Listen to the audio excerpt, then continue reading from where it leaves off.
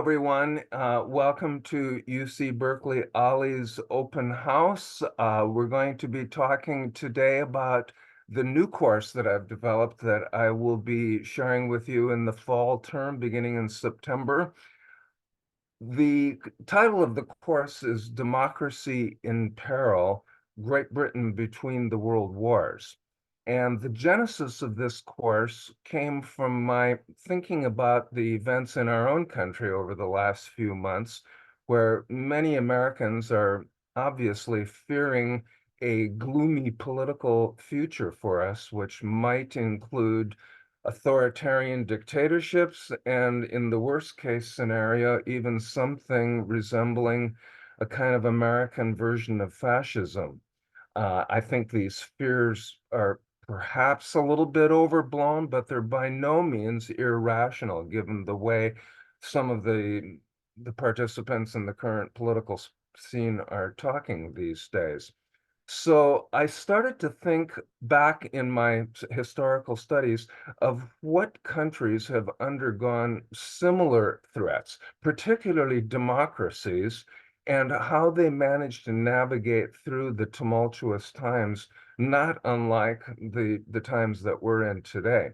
And one very clear analogy or historical precedent that came to mind was England in the 1930s. I think that the two situations bear an uncanny resemblance with one another because England too was threatened by homegrown fascism during that period.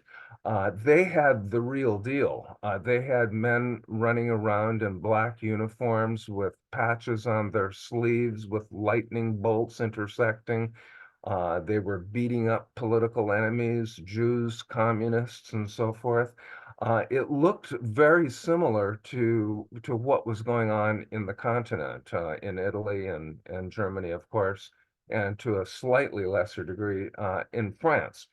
And so I thought I would take us on a tour of 1930s England to see why they did not succumb to fascism in hopes that we'll come out all right ourselves at the end of our current travails. So that's kind of the general backdrop of the course. What we'll be doing during our 6 weeks together is, for starters, we'll take a look at the political and economic situation in England during the 1930s, and we'll see that, yeah, there are some similarities. Actually, things were much worse in England than they have been here by any measurements. England was in the middle of a depression, and we certainly aren't. But there was a kind of a sense of parliamentary paralysis, uh, gridlock between the parties, and it seemed like normal democratic channels just weren't delivering the goods anymore for England. We'll also look at the intellectual life of Great Britain during this interwar period and see what the leading writers and philosophers and scholars were thinking about England's plight. In weeks 3, 4, and 5 of the course, we'll take a deeper dive into the English fascist movement. We'll look at Oswald Mosley, the man that led the British Union of Fascists.